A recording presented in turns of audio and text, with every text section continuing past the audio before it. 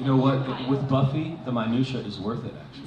I agree. So, are you that kind of fan? Are you also a fan of Buffy, or are you just an actor? I ain't just anything. I'm a force of nature, which is a very annoying thing to take a plane ride with. I'd like to try.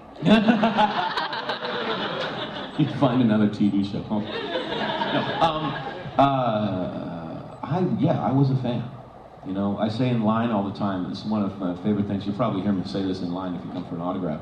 If you give me a compliment on my acting, I'm going to turn around and tell you that the acting was good enough, but the writing was great.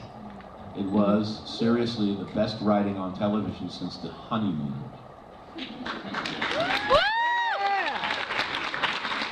And I didn't write it, so I can brag, right? I didn't produce it, I didn't direct it, I stood on tape and I did what I was told to do, so I can be a fan too. And I was waiting, except I got my tape on Monday night.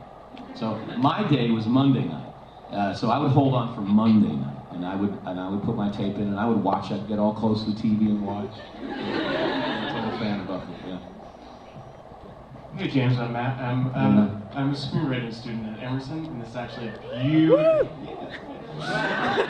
This is a beautiful segue, actually. And as an actor, when you're reading new scripts, when you're reading new writers or whatever, and looking for a new project, and P.S. I wrote a pilot, based a character on you, throwing it out there. Got a copy, just going with it.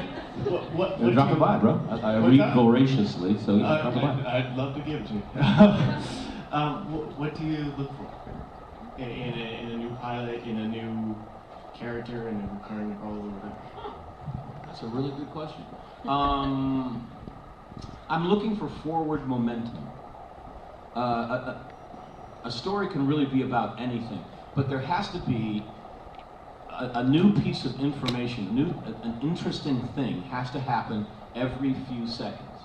If you look at like a really great film, like I was watching The Third Man, and in that they're coming so fast you have to watch it again, you know. But there has to be a new information, interesting information that the audience goes, wow, that's interesting, you know.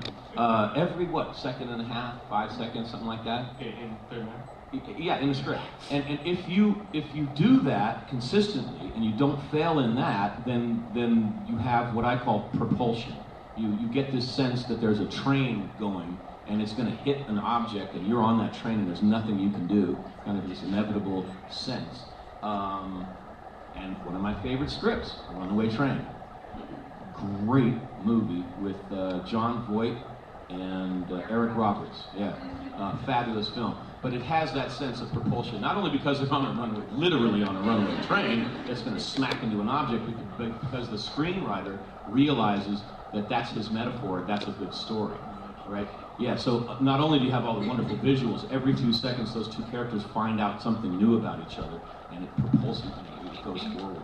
So it's not really a question of whether it's a period piece or whether my character's cool or not cool or whatever. It's just, is this thing chugging? Can I feel, is it carrying me along? Is it a page turn? Basically. Thank you very much. Well, God, I talk a lot. I'm going to go for brevity. Okay, here we go, brevity. No. F brevity.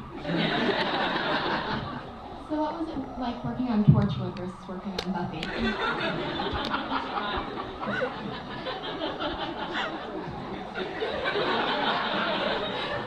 John Barrowman is the biggest freak in the galaxy. I don't care how many planets we discover and how many new species we come up with. John Barrowman is going to be the most interesting of them all.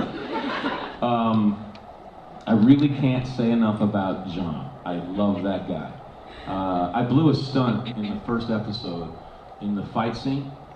I think the stunt guys got in it for like 2 shots because John and I both do fights, right? And I blew the stunt going through the glass, and I'm bleeding out through my costume on my thigh, right?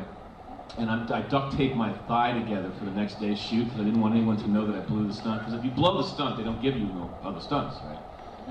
And the duct tape didn't work, and it's bleeding through the duct tape. John comes over and goes, "You blew the stunt, didn't you?"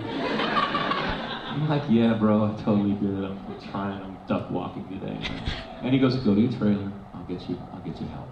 I go to my trailer. A surgeon, his personal surgeon, comes, stitches me up, anesthetizes everything.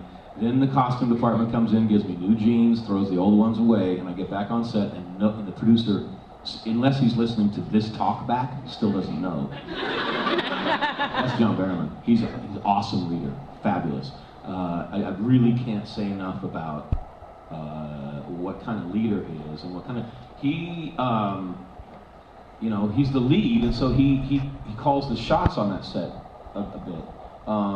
And so it's a very well-run, happy set. And if things get if people start taking each other too seriously, he'll just drop his trousers. And then everyone goes, whoa! Seriously, he's a mutant. But you cannot take yourself too seriously when someone drops their pants. It's like, okay, well, we're playing now. Yeah. See, Buffy was called Buffy the Weekend Slayer because we shot 12 to 20 hours every day. So this is me on Buffy. It was an exercise in being tired. Knowing that we were doing something fabulous, but being too tired to really enjoy it. I depressed the fan. Hi, James. Hello. Huge fan. I have a Buffy question. Yeah. As you noticed, the vampires seem to overrun the mainstream media. Yeah. And Buffy seems to have reintroduced the vampire and kind of relaunched their career. I was wondering, how do you think your portrayal of Spike helped reintroduce vampires into the mainstream media?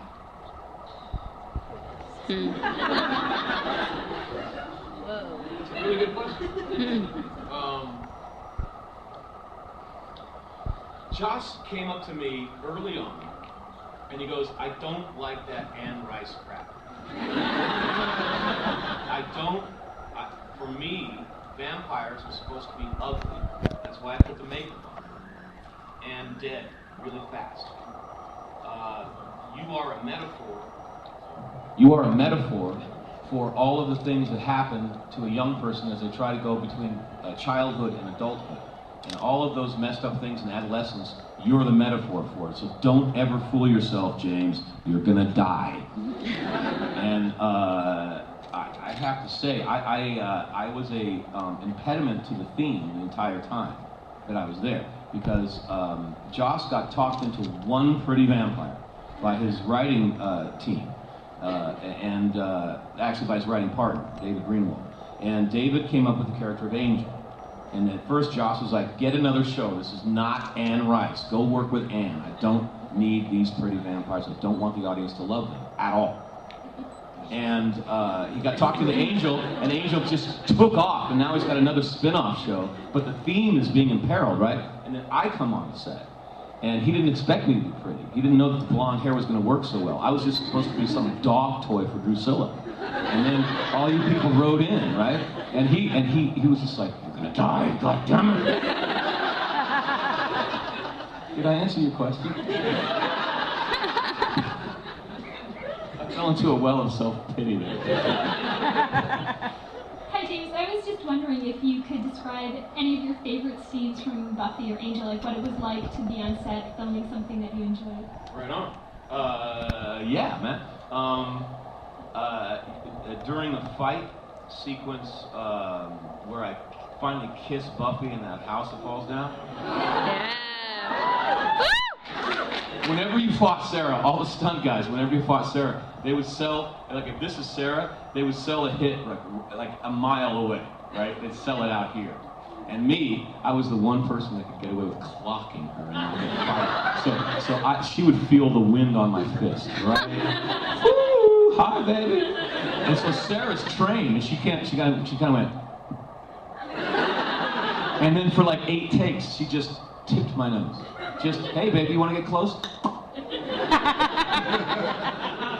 Well, that was hot. That was good. On Torchwood, my girlfriend directed the kiss that I kissed with John Barry. We kissed, and then we turned to her. She's on a bar stool about 5 feet away. We're like, how was that take? She's like, oh, that was very good. That was a good take, but you guys need one more. One more. And the director was just like, you know what, this is perfect. I'm not here for this shot. You didn't say a thing. Yeah. Those are my best stories. Hi, James. Hey, That Vinny. was my old roommate. She's the one who got me into Buffy.